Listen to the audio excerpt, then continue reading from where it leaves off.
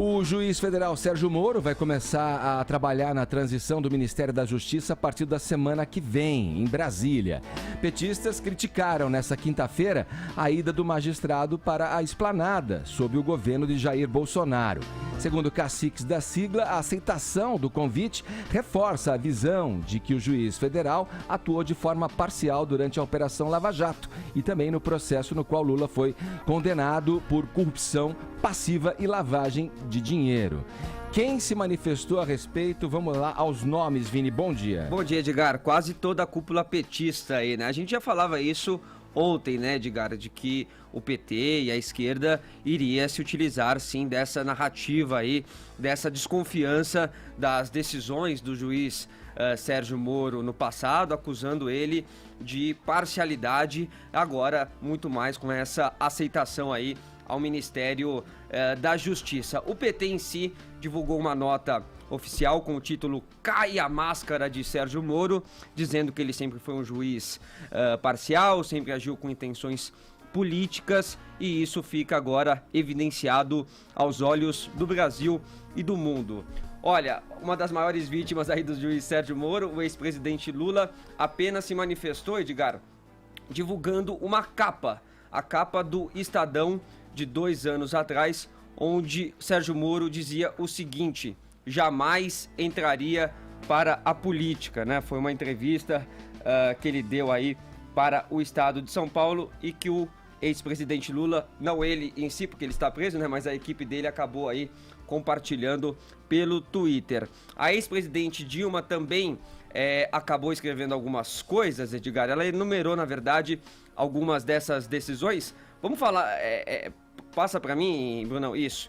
Ela colocou primeiro esse tweet: o juiz está nu, e aí depois ela acabou até apagando este tweet e citando algumas outras decisões do Moro, de que ela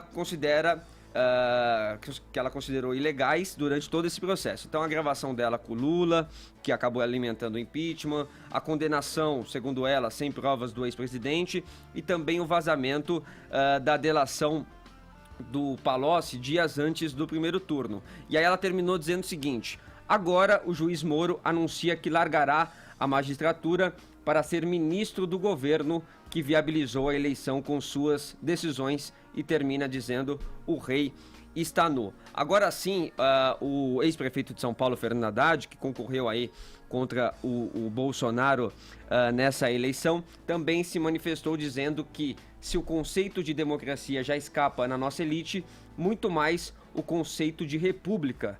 O significado da indicação de Sérgio Moro para ministro da Justiça só será compreendido pela mídia e fóruns internacionais. A presidente do PT, Gleisi Hoffmann, também se manifestou aí pelo Twitter, mais ou menos com o mesmo tom aí da ex-presidente Dilma, falando aí de decisões que, segundo a cúpula petista, são decisões parciais de Sérgio Moro, impediram aí o Lula de concorrer. E aí ela termina dizendo: ajudou a eleger, no caso Bolsonaro, vai ajudar a governar também.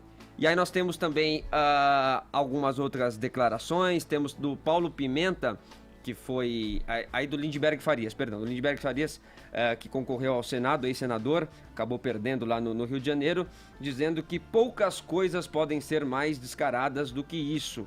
Sempre alertamos que Moro atuava como militante e não como magistrado. Depois de interferir no processo eleitoral, vira ministro do candidato beneficiado por ele. Em qualquer lugar do planeta, isso seria um escândalo. Foram palavras aí do Lindbergh. Manuela Dávila, que foi concorreu a vice na chapa do Fernando Haddad, disse que, ao aceitar o convite para ser ministro da Justiça, Sérgio Moro decide tirar a toga para fazer política. E agora eu quero mostrar um trechinho também da declaração do deputado Paulo Pimenta, que era líder do PT na Câmara, Edgar, que fez uma comparação aí com o caso lá da Itália, até da Operação Mãos Limpas, né?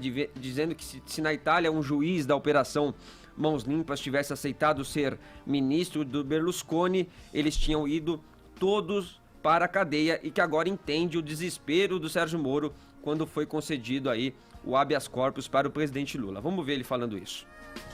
Hoje eu entendo o desespero do juiz Sérgio Moro quando foi concedido um habeas corpus para que o presidente Lula fosse colocado em liberdade. Afinal de contas, para ele, está evidente que a Lava Jato sempre foi um projeto de poder.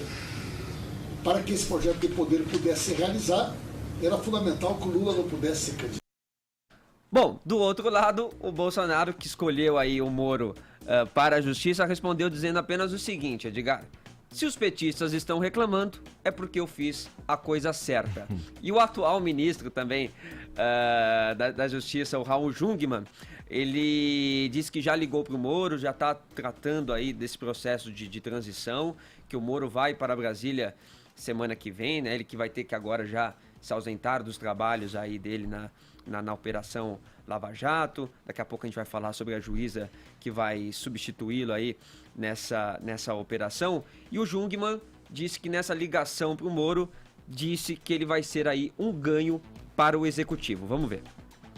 Acho que alguém que tem todos os títulos, autoridade e legitimidade para ser um ministro da Justiça, acho que é um ganho, inclusive, tê-lo agora no Executivo, e, portanto, eu dei parabéns a ele. Disse que estávamos aqui todos dispostos a ajudá-lo o máximo, dar o máximo de informação que nós tivermos. Tá aí, Edgar. Então, todas as palavras aí da esquerda, dos petistas, né, acusando essa parcialidade aí do Moro em algumas decisões e que agora teria se corroborado com essa aceitação. E do outro lado, o Bolsonaro dizendo que se os petistas estão reclamando é porque ele fez a coisa certa, e o Jungmann, atual ministro, também elogiando essa decisão.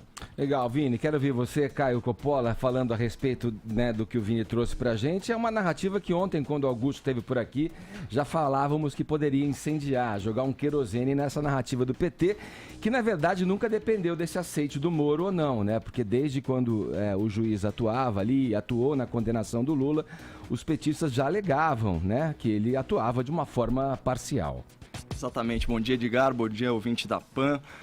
Bom, antes de entrar propriamente no questionamento aí sobre a narrativa que o PT vai tentar, sem sucesso, emplacar, só queria pontuar aí alguns tweets, porque é de embrulhar o estômago mesmo. Bom, em primeiro lugar, o Lula não é vítima do Moro, né? Na verdade, o Brasil, né, o erário público, o pagador de impostos, é que é vítima do Lula, né? Essa é a lógica, né? Justiça foi feita. E eu acho que quem tem dificuldade de entender o conceito de república, né? Você vai na etimologia da palavra, res pública, coisa pública, é o Haddad, né? Não é à toa que ele responde a 32 processos, inclusive por improbidade administrativa, corrupção, enriquecimento ilícito, esse tipo de coisa. Então, eu acho que a dificuldade de entender os conceitos republicanos está no lado do PT. Sobre a participação política do juiz Sérgio Moro, é facultado a todo cidadão exercer seus direitos políticos. No caso dele, tem o ônus de ter que abandonar 22 anos de magistratura, né? Todos os benefícios e garantias que vêm com esse cargo, e isso é garantido, né, pela Convenção Americana dos Direitos Humanos, Pacto São José da Costa Rica, entre vários outros títulos, e a nossa própria Constituição. Mas assim, eu acho que o importante é pontuar que contra fatos não há argumentos, né? Essa narrativa do PT, ela cai por terra quando a gente analisa os esplêndidos resultados da Lava Jato. Eu acessei o site do MPF, essa informação é pública. Falar alguns resultados da primeira instância para vocês. São mais de 164 mandados de prisão. Não é uma perseguição ao Lula, perseguição à corrupção. Isso com prisões preventivas, temporárias e em flagrantes. 164 mandados de prisão. São 347 pessoas acusadas, 140 condenados em 215 condenações. A gente está falando, pessoal, de mais de 2.000 anos de pena. Tá? E o ressarcimento pedido pela Lava Jato, com multas e correções, está batendo 40 bilhões de reais. É muito dinheiro. 6 bilhões e meio só de propina, tem mais 12 bi em recuperação e tem, pasmem, a gente está falando de apenas 340 pessoas. A gente está falando em 3 bilhões e 200 milhões de reais em bens bloqueados, ou seja, são réus, né, que estão com todo esse patrimônio aí restrito porque não foi adquirido de forma lícita. Como o Vinícius bem colocou, se o PT não gostou, isso é um ótimo sinal. O PT é o partido que foi o arquiteto da cleptocracia, nas palavras do professor Modesto Carvalhosa, né? E aí, pegando também a expressão consagrada pelo professor Marco Antônio Villa, aqui da Jovem Pan, o que é a cleptocracia? É esse projeto criminoso de poder, é você colocar o Estado a serviço de um partido. E só para ajudar o ouvinte da PAN a ter uma argumentação cronológica contra essa narrativa do PT, é importante lembrar que a condenação do Lula se deu em primeira instância em julho de 2017. Né? Naquela época, em nenhum cenário, o Bolsonaro aparecia como vencedor das eleições.